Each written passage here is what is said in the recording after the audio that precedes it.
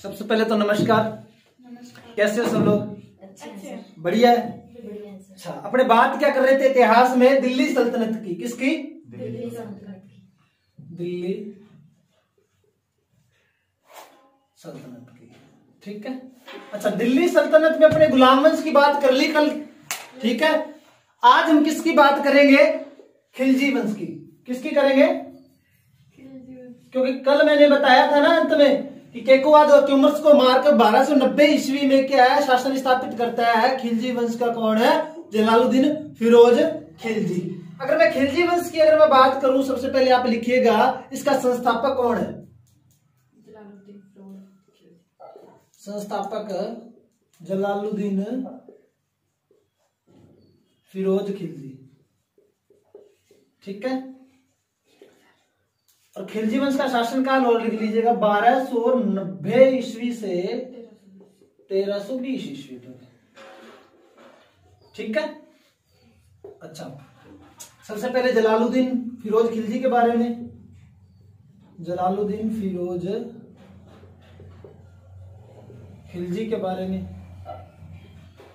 इसका शासनकाल 1290 ईस्वी से तकरीबन 1296 ईस्वी तक, केवल 6 वर्ष। जी बिल्कुल। अच्छा, यह सबसे वृद्ध बुजुर्ग व्यक्ति था। यह वृद्ध या फिर बुजुर्ग था ना, क्योंकि 70 वर्ष का था। ये बुजुर्ग शासक था दिल्ली सल्तनत का। दिल्ली सल्तनत का 70 वर्ष की आयु में शासक बना। 70 वर्ष की आयु में क्या बना? शासक बना,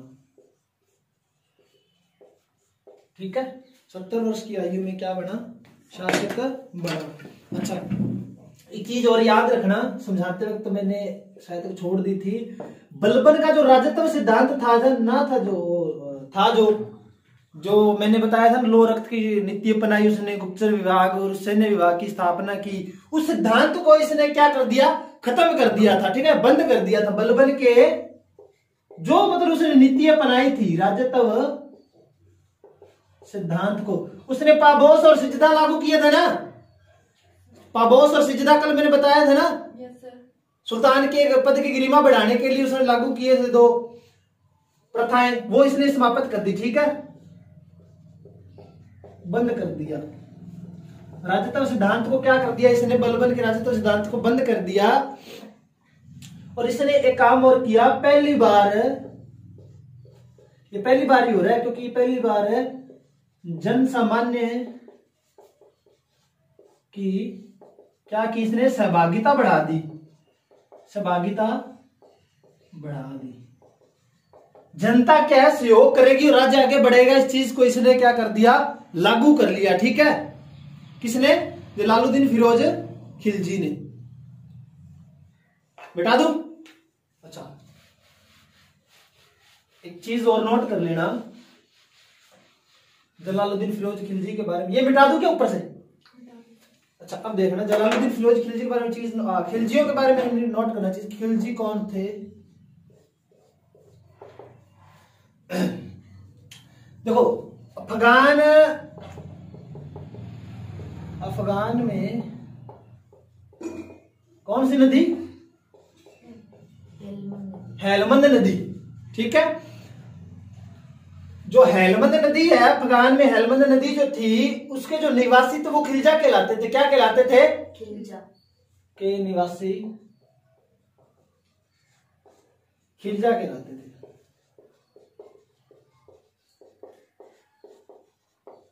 और अगर इन खिलजियों की तुर्कों के अंदर इन खिलजियों की अगर मैं जातियों की बात करूं तो कुल तुर्कों की कितनी जातियां थी? 64, ठीक है।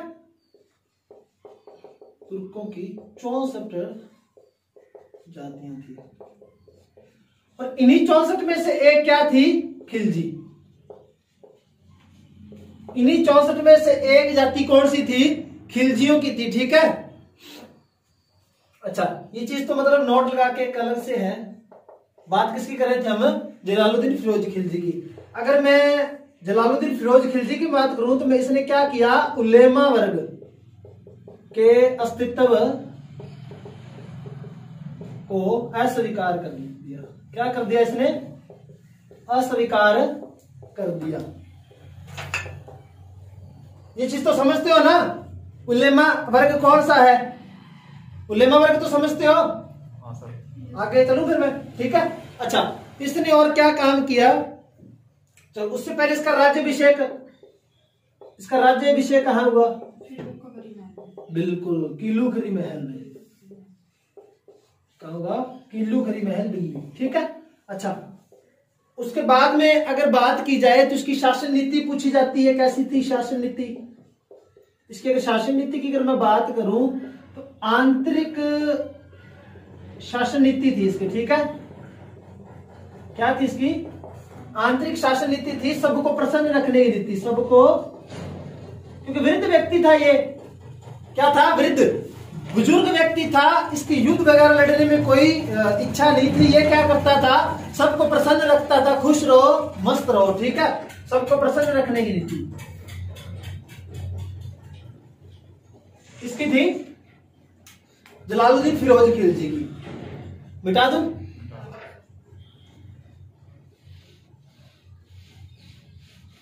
अच्छा अब देखना कि इसका एक भतीजा था, किसका, जलालुद्दीन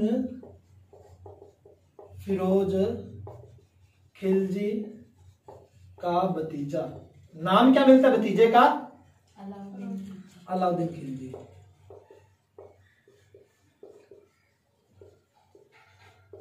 भतीजा प्लस दामाद कर लेना, भतीजा प्लस दामाद, क्योंकि भतीजा भी था और दामाद भी था। इस अलाउद्दीन खिलजी ने क्या किया था, मलिक छज्जू को पराजित किया था। किसको, बता दिया ना, मलिक छज्जू तेलंगाना वारंगल का शासक था, ठीक है, और इसको पराजित कर दिया। क्या किया, पराजित किया, और पराजित करने के बाद में जलालुद्दीन फिरोज खिलजी ने अलाउद्दीन को क्या है, कहां का सूबेदार बनाया, मणिकपुर उत्तर प्रदेश, मणिकपुर उत्तर प्रदेश, ठीक है, यूपी, वहां का ये सूबेदार था। ये चीज पूछी जा सकती है कि सबसे शासक बनने से पूर्व कहां का सूबेदार था, मणिकपुर उत्तर प्रदेश का, ठीक है। और ये चीज आपको नॉर्मल पता होनी चाहिए कि 1303 ईस्वी वारंगल तेलंगाना, नॉर्मल ये चीज, ठीक है, ये चीज आपको पता होनी चाहिए। अच्छा, फिर इसके जीवन काल में मात्र एक युद्ध लड़ा गया, किसके द्वारा, जलालुद्दीन फिरोज खिलजी के द्वारा। झाइन का युद्ध मैंने अभी भी आपको समझाया, झाइन युद्ध कब लड़ा गया, 1291 ईस्वी। किस किस के मध्य लड़ा गया, जलालुद्दीन और वर्सेस कौन था, हमीर देव चौहान, हमीर हट, बिल्कुल सर, हमीर देव चौहान। इतनी हट थी इसमें कि ये कभी भी क्या था, हार नहीं मानता था। बहुत मतलब ऐसे वो हट व्यक्ति होते हैं ना, कई हट व्यक्ति होते हैं कि वो कभी हार नहीं मानते, ठीक है। हमीर देव चौहान, राजस्थान के जीके में खूब नाम मिलता है आपको इनका। राठौड़ शासक है ये, क्या ये, राठौड़ शासक है ये। इन दोनों के मध्य युद्ध हुआ और अनिर्णायक रहा। जलालुद्दीन फिरोज खिलजी क्या है, चढ़ाई नहीं कर सके इस रणथंबोर किले की, ठीक है। और फिर क्या होता है, तो पराजित कौन होगा भाई यहाँ पे, जलालुद्दीन, बिल्कुल। और ये पराजित हुआ, और कहा क्या इसने पराजित होने के बाद में, मैं लिख रहा हूं यहां पे, कहा मैं मुसलमान के सिक्के एक बाल की कीमत इन 100 किलो के बराबर समझता हूं, सॉरी ज्यादा समझता हूं मैं, ठीक है, किलो से ज्यादा समझता हूं। अब उसको, उसकी हार उससे बर्दाश्त नहीं हुई, क्या नहीं हुआ, हार उससे बर्दाश्त नहीं हुई, इसलिए कथन कहता है। और मोस्ट इंपोर्टेंट चीज ये मिलती है यहां से एक अच्छी महत्वपूर्ण चीज मिलती है कि जब यहां से ये वापिस जाता है तो रास्ते में जाते वक्त क्या हिंदू मंदिर तोड़वाता है। ये क्या करता है? हिंदू मंदिर तोड़ता हुआ जाता है। ठीक है, ये चीज मिलती है इसके बारे में, हिंदू मंदिरों को तोड़ता हुआ जाता है। ये रास्ते में तोड़े इसने।